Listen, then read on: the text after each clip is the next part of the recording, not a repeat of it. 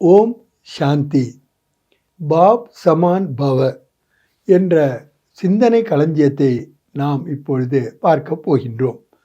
அதனுடைய அறிமுக உரை அத்தியாயம் 1 நாம் இன்று காணப்போவது பாப் சமான் என்றால் என்ன, எந்த பாபாவிற்கு சமமாக ஆக வேண்டும் போன்றவைகள் பற்றியதுதான்.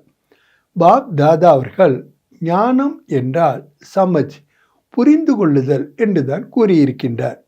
அதுவும் யதார்த்தமாக புரிந்து கொள்ள வேண்டியது ஞானத்தின் அவசியமாக இருக்கின்றது. நாம் என்ன புரிந்து கொள்கின்றோம் என்பதை விட பாபா நமக்கு என்ன புரிய வைக்கின்றார் என்பதில்தான் உண்மையான புரிதலே இருக்கின்றது. நான் இந்த இறை ஞானத்திற்கு வந்தபொழுது நமது வாழ்க்கையினுடைய லட்சியம் ஸ்ரீ லக்ஷ்மி ஸ்ரீ நாராயணனாக ஆவது என்று கூறினார்கள். அதாவது மனிதன் தேவனாக ஆகின்றான் என்றும் கூறினார்கள்.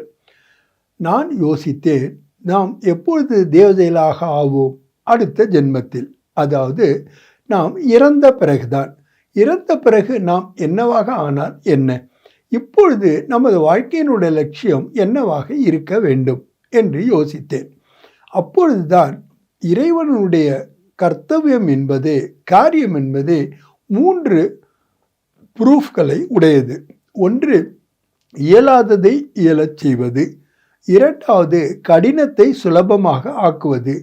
3வது, நாம் கனவிலும் நினைக்காத காரியங்களை, அனுபவங்களை நாம் பெறச் செய்வது.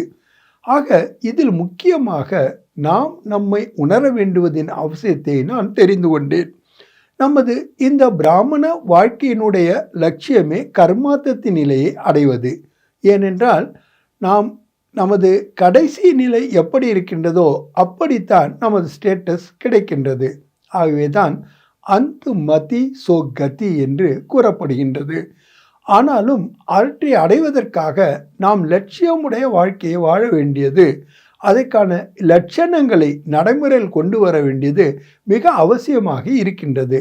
ஆக நான் இந்த பிராமண வாழ்க்கையினுடைய லட்சியமான கர்மாத்தத்தின் நிலையை அடைவதற்கு இப்பொழுது நாம் செய்ய வேண்டுவது என்ன? அதற்கு முக்கியமான பங்கு வகிப்பது சுலபமான வழியாகத்தான் பாபா அவர்கள் பாப் சமான் பவ என்ற வரதானத்தை கொடுத்திருக்கின்றார்கள்.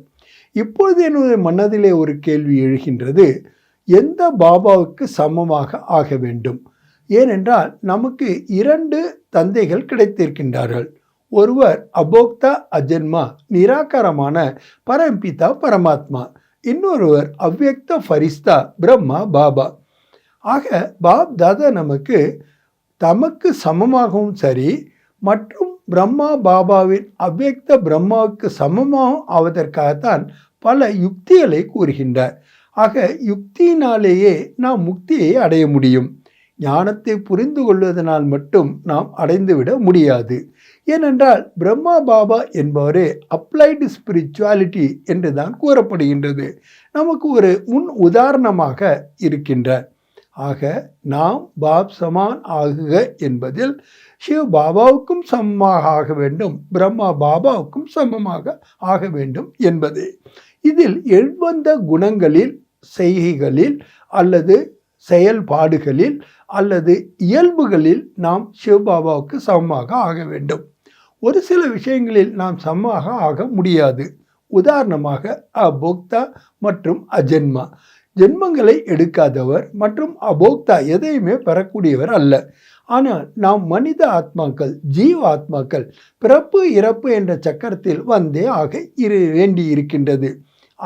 ஆனாலும் கூட ஸ்ரீ பாபாவுடைய செயல்பாடுகள், அதாவது கர்த்தவியங்கள் என்னவோ அதையும் நாம் ஃபாலோ செய்ய வேண்டியது அவசியமாக இருக்கின்றது. அவருடைய குண இயல்புகளையும் நாம் நடைமுறைப்படுத்த வேண்டியது அவசியமாக இருக்கின்றது. பிரம்மா பாபாவை ஃபாலோ செய்வது ஈஸி என்றாலும் கூட நடைமுறையில் அது நமக்கு பல முறை அசாத்தியமாகவே தென்படுகின்றது.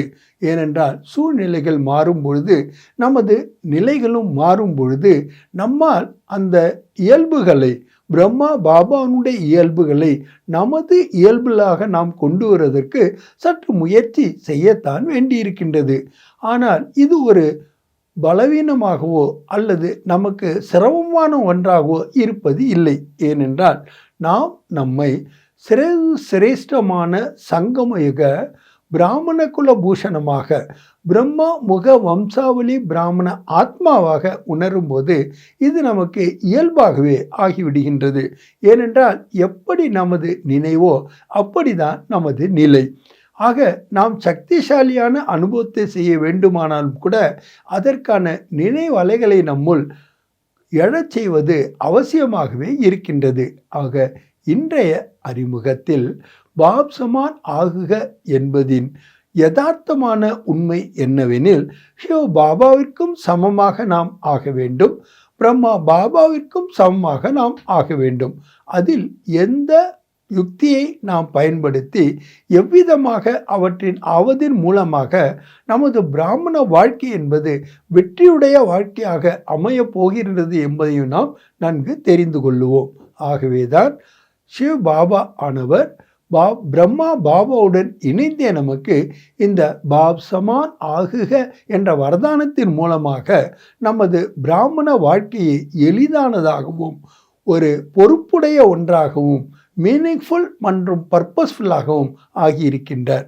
நன்றி, வணக்கம்.